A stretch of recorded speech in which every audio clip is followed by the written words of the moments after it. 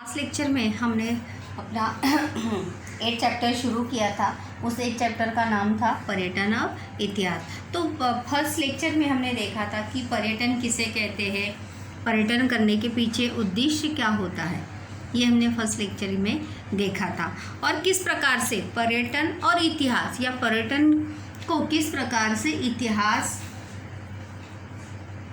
का आधार हो सकता है, या पर्यटन में इतिहास जो है किस प्रकार से अपनी अहम या महत्वपूर्ण भूमिका जो है किस प्रकार से निभाता है, ये हम आज के लेक्चर में देखने वाले हैं। पर्यटन के प्रकार कौन कौन से हैं, ये आज हम इस लेक्चर में देखने वाले हैं। सबसे पहले क्या आप जानते हैं भी हर लेसन में होता है, और इसके ऊपर जैसे मैंने कहा पैसेज भी आता है, कभी कभी टिप्पणी भी आ सकती है, रिक्त स्थान आ सकता है, या उससे रिलेटेड असत्य जोड़ी भी उसमें रिलेटेड आ सकती है। तो देखिए क्या आप जानते हैं का टॉपिक क्या है।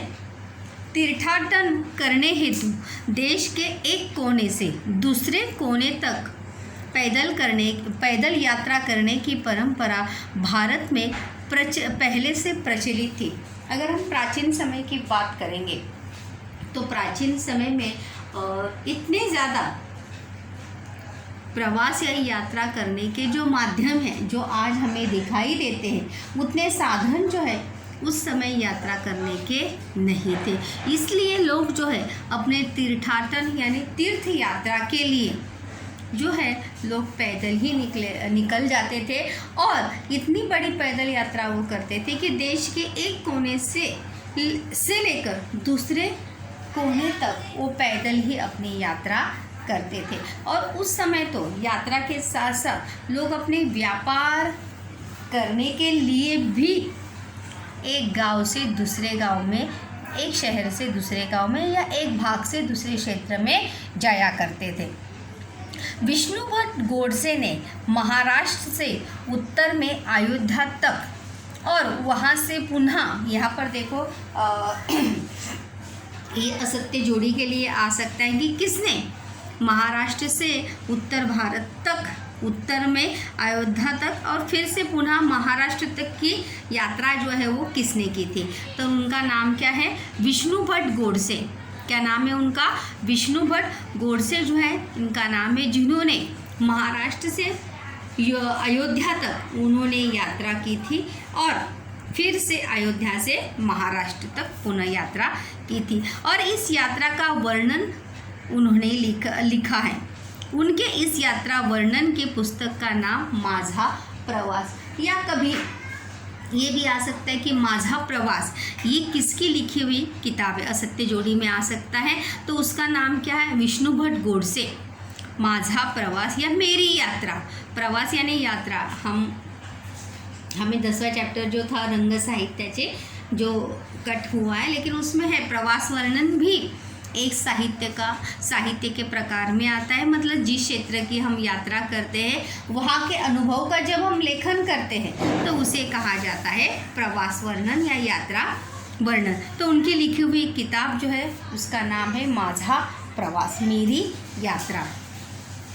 इस पुस्तक की विशेषता यह है कि विष्णु भट्ट ने यह यात्रा 1857, और आप सभी जानते हैं कि सबसे पहला राष्ट्रीय विद्रोह जो है भारत में वो कब हुआ था, 1857 में ही हुआ था। तो 1857 ईस्वी सन के राष्ट्रीय विद्रोह के कालखंड में की थी उन्होंने यात्रा। देखो कभी की थी 1857, कभी कभी कालखंड भी पूछा जा सकता है या रिक्त स्थान के लिए भी आ सकता है। राष्ट्रीय विद्रोह की अनेक बातों के वह गवाह थे। गवाह यानी साक्षीदार, या जैसे हम कहते हैं कि उन्होंने आंखों देखा वो पहला स्वतंत्रता संग्राम या पहला राष्ट्रीय विद्रोह जो है उन्होंने अपने आंखों से देखा था। वो लड़ाइयाँ, वो गतिविधियाँ जो है उन्होंने अपनी आंखों देखी थी। अतः इस पुस्तक द्वारा राष्ट्रीय विद्रोह और विशेष रूप से रानी लक्ष्मीबाई, क्योंकि 1857 का राष्ट्रीय विद्रोह तात्या टोपे और रानी लक्ष्मीबाई उसमें सम्मिलित थे या उन्होंने किया था। और इसलिए विशेष रूप से राष्ट्रीय विद्रोह के बारे में जानकारी उनकी किताब में हमें मिलती है। और साथ ही साथ रानी लक्ष्मीबाई के जीवन में भी अधिक से अधिक जानकारी जो है उनकी उस किताब में हमें प्राप्त होती है।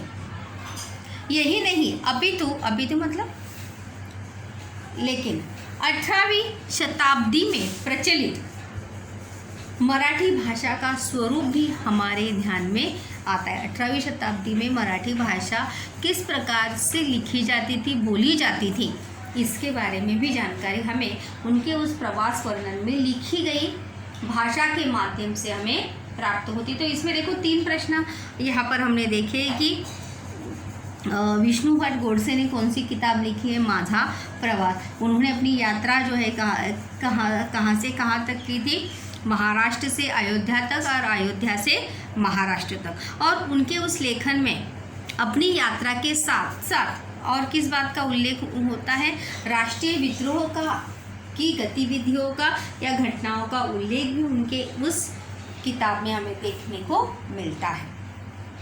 और साथ ही साथ देखो प्रश्न भी है कि माझा प्रवास नामक पुस्तक को तत्कालीन इतिहास का एक महत्वपूर्ण साधन क्यों माना जाता है, क्योंकि उस किताब के माध्यम से जो पहला स्वतंत्रता संग्राम अंग्रेज़ों के विरुद्ध लड़ा गया और उस समय और उस घटना का विष्णु भट्ट ने स्वयं अनुभव किया था। जैसे हम कहते हैं कि हम आंखों देखी घटना को, जब हम कोई भी घटना, कोई भी प्रसंग है, जब हम खुद अपनी आँखों से देखते हैं या स्वयं उसका अनुभव लेते हैं तो बड़े ही अच्छे रूप से या अच्छे तरीके से हम उसको शब्दों में क्या कर सकते हैं, उतार सकते हैं या शब्दों में उसको लिख सकते हैं। तो उसी प्रकार से विष्णु भट्ट गोडसे ने भी राष्ट्रीय विद्रोह की घटनाओं को, गतिविधियों को बड़े ही अच्छे से उन्होंने अनुभव किया था। वह स्वयं उस घटनाओं के गवाह थे और इसीलिए माझा प्रवास इस पुस्तक को तत्कालीन इतिहास का एक महत्वपूर्ण साधन जो है वो माना जाता है। इसके बाद हम बहुत ही अहम ऐसा टॉपिक देखने वाले हैं वो टॉपिक का नाम है पर्यटन के प्रकार। पर्यटन के प्रकार जो है वो संकल्पना चित्र पूर्ण कीजिए के लिए भी आते हैं। पर्यटन के प्रकार कौन कौन से हैं, और साथ ही साथ पर्यटन के प्रकार हर एक प्रकार जो है टिप्पणी लिखने में हर एक प्रकार भी पूछा जा सकता है या पूछा जाता है। तो इसीलिए पर्यटन के प्रकार के साथ साथ उस हर पर्यटन के प्रकार में क्या विशेषता होती है, क्या विविधता होती है, उसमें किन बातों का समावेश होता है, ये अभी हम देखने वाले हैं। पर्यटन के प्रकार आधुनिक समय में पर्यटन एक स्वतंत्र स्थानीय, देखो पर्यटन के प्रकार कैसे, स्थानीय, अंतर्देशीय, राष्ट्रीय और अंतर्राष्ट्रीय व्यवसाय का स्वरूप धारण कर चुका है। जैसे हमने लास्ट लेक्चर में ही देखा था कि पर्यटन व्यवसाय जो है सबसे ज़्यादा व्यवसाय उपलब्ध कराने वाला क्षेत्र जो है वो माना जाता है। फिर चाहे वो स्थानिक क्षेत्र स्तर पर हो, चाहे वो राष्ट्रीय स्तर पर हो, चाहे वो अंतर्राष्ट्रीय स्तर पर हो,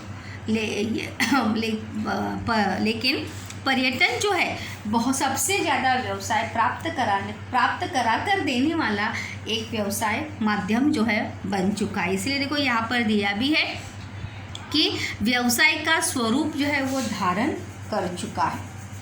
तो इसीलिए पर्यटन के प्रकार सबसे पहले मेन अगर प्रकार हम अगर पर्यटन के देखेंगे तो वो है स्थानीय पर्यटन, राष्ट्रीय पर्यटन और अंतर्राष्ट्रीय पर्यटन। स्थानीय पर्यटन मतलब जहाँ पर हम रहते हैं वहाँ की चीज़ों को, जगहों को जब हम देखने जाते हैं तो उसे कहा जाता है स्थानीय पर्यटन। राष्ट्रीय पर्यटन मतलब हमारे ही देश में अलग अलग राज्यों में जाके, अलग अलग शहरों में जाके जब हम भ्रमण करते हैं, यात्रा करते हैं तो उसे कहा जाता है राष्ट्रीय पर्यटन, याद रखिए। और अंतर्देशीय यानी देश में, अपने ही देश में, अंतर्देशीय यानी अपने ही देश में, राष्ट्रीय यानी पूरे देश में और अंतर्राष्ट्रीय यानी विदेशी, अपने देश से बाहर। देश और विदेश की पुरातन वास्तुओं, इतिहास विख्यात और प्रकृति रम्य स्थानों, लोग जो है किसी जगह का, किसी स्थान का पर्यटन क्यों करते हैं? ऐसे ही टाइम पास के लिए क्या?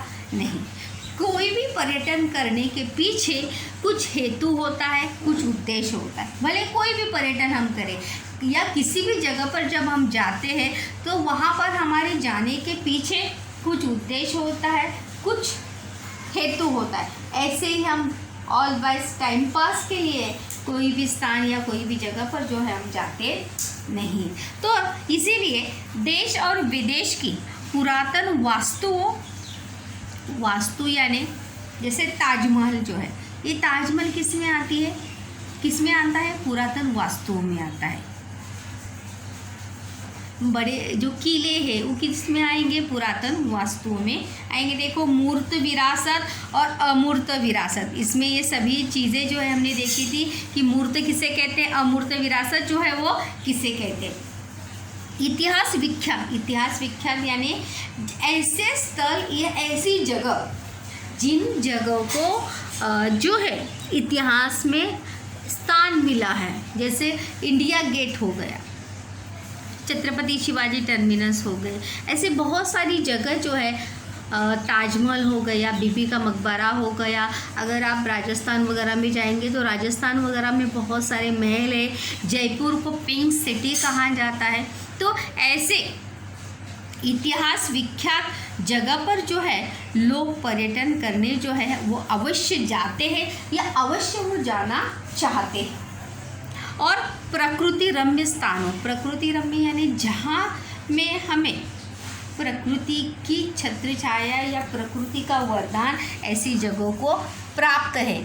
जैसे ठंड हवा के जो ठिकान होते हैं, जैसे माथेरान हो गया, महाबलेश्वर हो गया, कश्मीर हो गया, ऐसे ऊटी हो गया, मसूरी, हिमाचल प्रदेश, ऐसे बहुत सारे ठिकान हैं जो प्रकृति रम्य हैं, जहाँ पर प्राकृतिक सुंदरता देखने के लिए लोग देश विदेश से आते हैं। इसके बाद में अगले के पार्ट में ज़रूर हम देखेंगे कि कौन से प्रकृति रम्य, जैसे वैली ऑफ फ्लावर्स हो गए, महाबलेश्वर हो गए, महाबलेश्वर के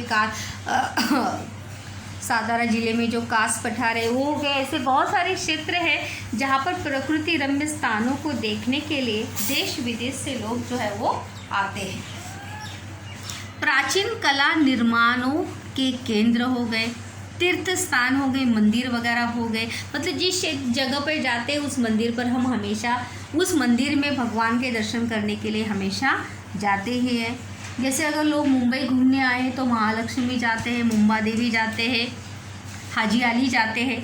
तो उसी प्रकार से जिस जगह पर हम जाते हैं वहाँ पर तीर्थ क्षेत्र में भी हम ज़रूर जाते हैं। औद्योगिक और अन्य परियोजनाओं आदि की सैर करना पर्यटन में निहित मुख्य प्रेरणा होती है। तो कुछ लोग जो है अपने उद्योग और व्यवसाय के हेतु भी पर्यटन करते हैं। जैसे पर्यटन यानी यात्रा करते हैं अपने व्यवसाय के चलते या अपने उद्योग के लिए भी पर्यटन वो करते हैं।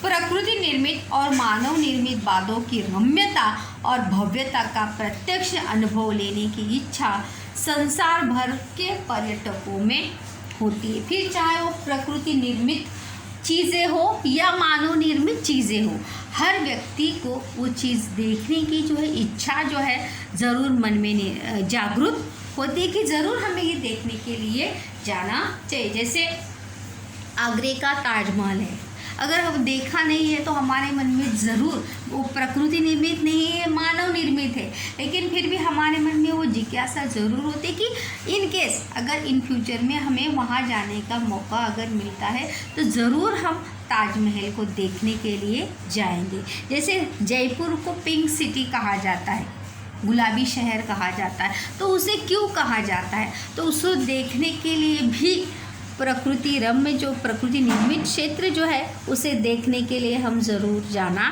चाहेंगे।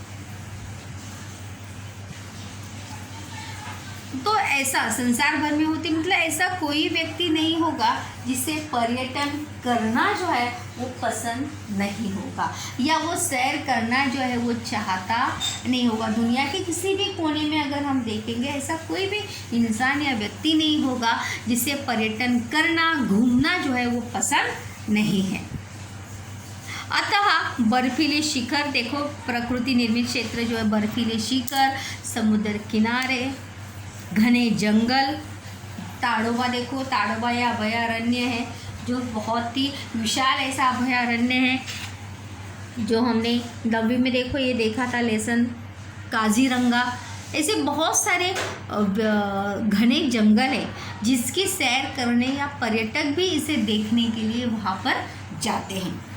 जैसे उपेक्षित क्षेत्रों का समावेश भी पर्यटन में हुआ है। ऐसा नहीं कि सिर्फ मतलब मंदिरों में लोग घूमने जाते हैं या महल वगैरह देखने जाते हैं, ऐसा बिल्कुल भी नहीं। जंगलों की सैर, समुद्र किनारे की सैर, बर्फीले शिखर, बर्फीले पहाड़, पर्वत, ये सभी देखने के लोग जो है, जहाँ जिसे जाने की इच्छा है या जहाँ वो जा सकता है।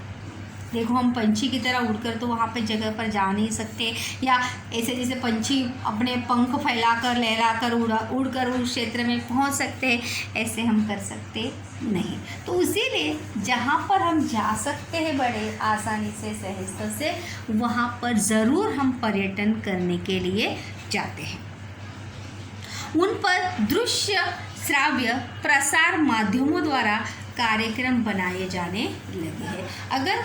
अगर आप देखेंगे तो न्यूज़पेपर वगैरह में भी पर्यटन से संबंधित जो है जानकारी जो है वो आए दिन छपी रहती है। अगर आप देखेंगे तो अलग अलग राज्य के पर्यटन व्यवसाय को बढ़ाने के लिए, पर्यटन व्यवसाय में बढ़ोतरी करने के लिए एडवर्टाइज की जाती है। बड़े बड़े एक्टर्स वगैरह देखो उस टूरिज़्म रीजनल टूरिज़्म डिपार्टमेंट द्वारा जो है ऐड किया जाता है कि उनके राज्य में ऐसी कौन कौन सी चीज़ें हैं जो देखने लायक है।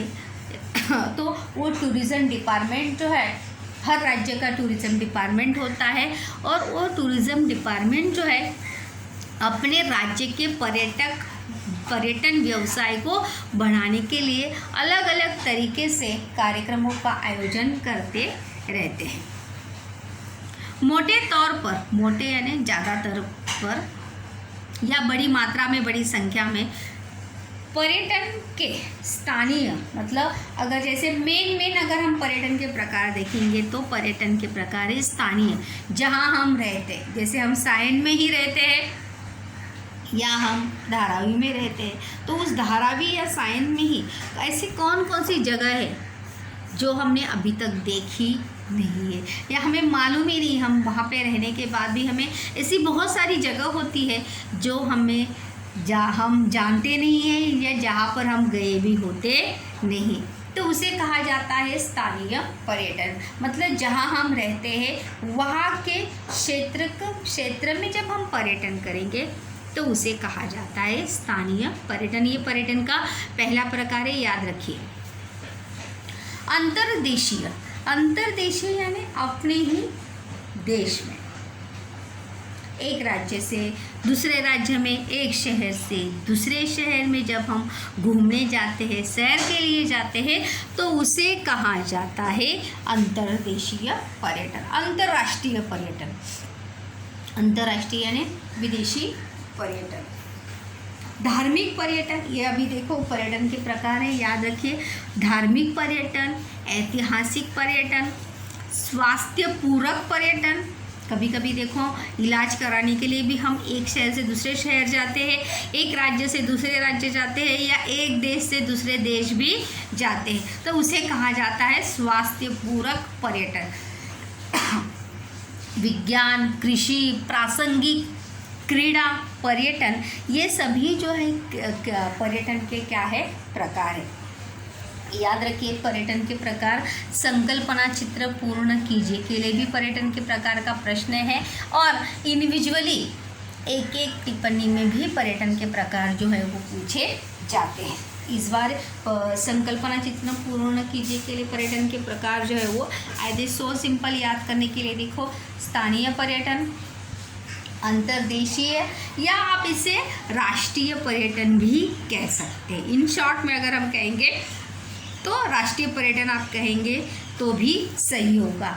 स्थानीय पर्यटन, राष्ट्रीय पर्यटन, अंतर्राष्ट्रीय पर्यटन, धार्मिक पर्यटन, ऐतिहासिक पर्यटन, स्वास्थ्यपूर्वक पर्यटन, सांस्कृतिक पर्यटन, प्रासंगिक पर्यटन, ऐसे बहुत भौगोलिक पर्यटन, ऐसे बहुत सारे पर्यटन के प्रकार जो है वो हमें देखने को मिलते हैं। चलिए अब वन बाय वन हम पर्यटन के प्रकार विस्तार में देखते हैं। स्थानीय और अंतर्देशीय पर्यटन, जैसे कि मैंने अभी बताया कि स्थानीय और अंतर्देशीय पर्यटन यानी यह यात्रा बड़ी सुगम होती है। सुगम यानी सहज, सरल, बिना किसी ज़्यादा प्लानिंग की कोई जो है वो आवश्यकता इसे होती नहीं। सुगम यानी सीधी सादी, सरल, इट्स सो सिंपल।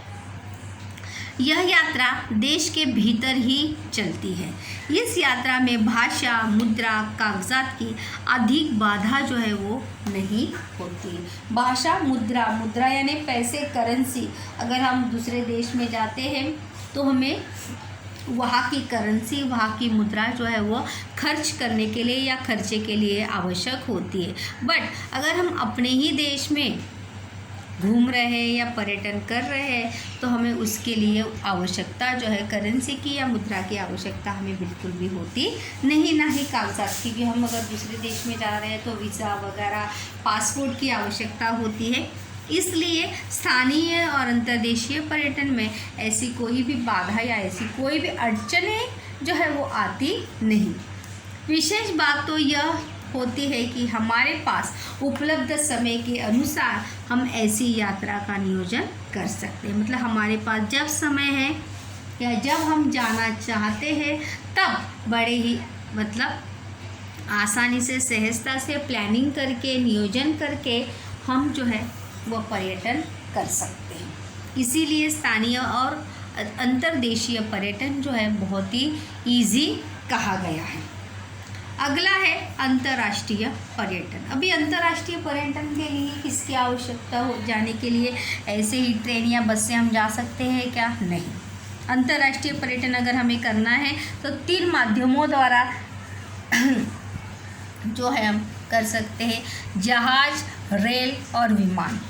इन तीनों के माध्यम से ही या तीनों के द्वारा ही हम क्या कर सकते हैं, अंतर्राष्ट्रीय पर्यटन जो है हम कर सकते हैं। करना पहले की अपेक्षा आसान हो गया है। जहाज़ों के कारण समुद्री तट के देश एक दूसरे से जोड़े गए हैं और जब हम समुद्र के द्वारा जो है यात्रा करते हैं तो उस यात्रा करने से जो तट के किनारे, समुद्र के किनारे जो दूसरे देश है वो देश जो है एक दूसरे से जुड़े रहते हैं। उन दोनों देशों में आदान प्रदान जो है वो होता रहता है। रेल की पटरियों ने यूरोप को जोड़ दिया है। विमानों द्वारा पूरी दुनिया एक दूसरे के समीप आ गई है। अगर हम विमान से बैठेंगे तो बड़ी ही सहजता से, आसानी से एक विश्व की सफ़र जो है हम कर सकते हैं। मतलब विमान द्वारा जो है पूरी दुनिया की या पूरी दुनिया जो है क्या आई है, समीप यानी नज़दीक आई है। विमान से या हवाई जहाज़ से यात्रा करना, सफ़र करना बड़ा ही मुश्किल, बड़ा ही आसान हो गया है। आर्थिक उदारीकरण के बाद भारत से विदेश में जाने वाले और विदेश से आने वालों की संख्या में क्या हुई है, वृद्धि हुई है। प्रश्न भी ये देखो कारण सहित का कि वर्तमान समय में विदेश जाने वालों की संख्या में क्या हुई है, वृद्धि हो रही है। बढ़त क्यों हो रही है? क्योंकि लोग जो है आर्थिक उदारीकरण के कारण लोग विदेशों में जाने वालों की संख्या जो है बढ़ गई है। व्यापार की दृष्टि से जो है वो बढ़ गई है। तो कुछ अध्ययन करने के लिए जाते, कुछ विद्यार्थी पढ़ाई के लिए जाते, आगे की स्टडीज़ के लिए जाते हैं, या कुछ अपने व्यापार के लिए जाते हैं, बिजनेस के लिए जाते हैं, या कुछ ऐसे ही घूमने के लिए विदेश यात्रा के लिए निकल पड़ते हैं। देखो यहाँ पर दिया भी है विदेश में से आने वालों की संख्या, मतलब जिस प्रकार से जाने वालों की संख्या में वृद्धि हुई है, उसी प्रकार से आने वालों की संख्या में भी वृद्धि हुई है, बढ़ोतरी हुई है।